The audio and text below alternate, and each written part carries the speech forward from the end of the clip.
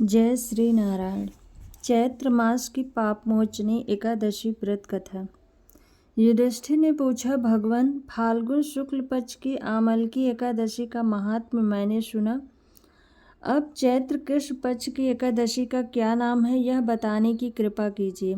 भगवान श्री कृष्ण बोले, राजेंद्र सुनो, मैं इस विषय में एक पाप नाशक उपाख्यान सुनाऊंगा, जिसे चक्रवर्ती नरेश मानधाता के पूछने पर महर्षि लोमश ने कहा था।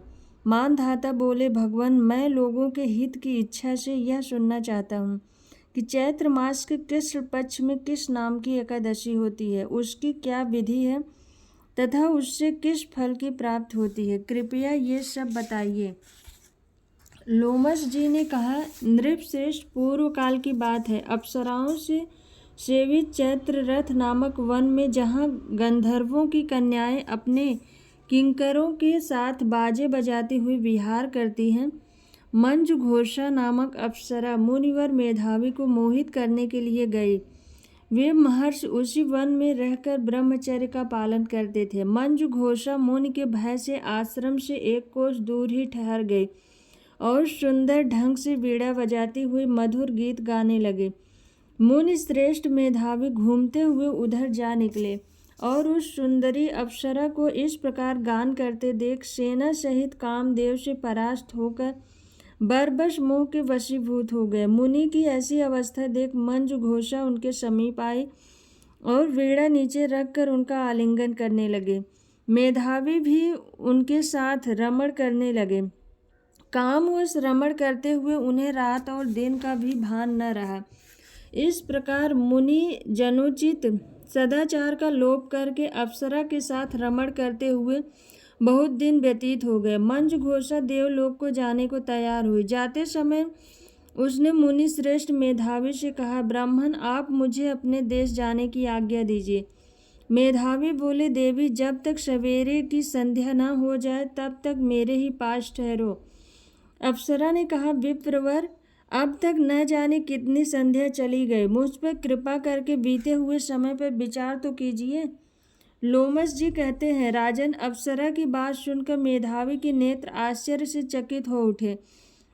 उस समय उन्होंने बीते हुए समय का हिसाब लगाया तो मालूम हुआ कि उनके साथ रहते 57 वर्ष हो गए।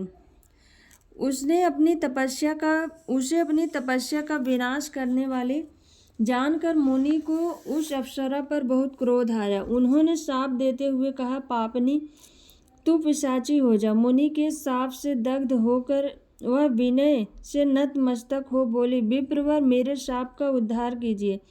7 वाक्य बोलने या 7 पद साथ साथ चलने मात्र से ही सत्पुरुषों के साथ मैत्री हो जाती है।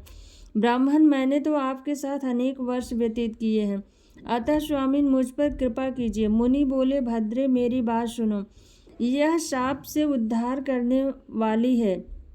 क्या करूं? तुमने मेरी बहुत बड़ी तपस्या नष्ट कर डाली है।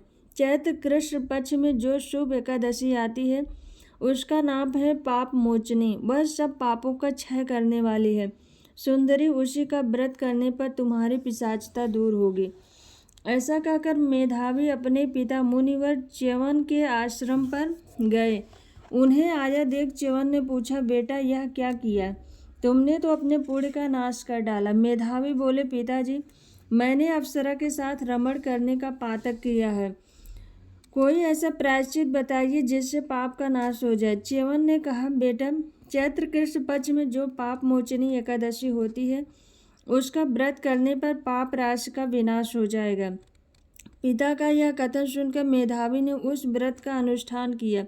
इससे उनका पाप नष्ट हो गया और वे पुनः तपस्या से परिपूर्ण हो गए।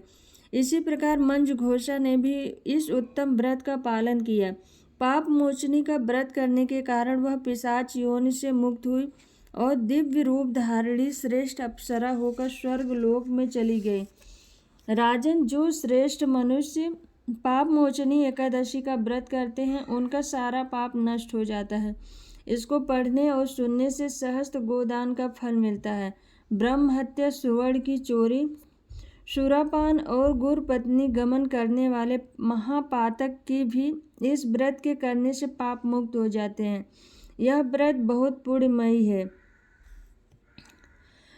पाप मोचनी एकादशी 5 अप्रैल को रखा जाएगा। बोलो श्री नारायण भगवान की जय।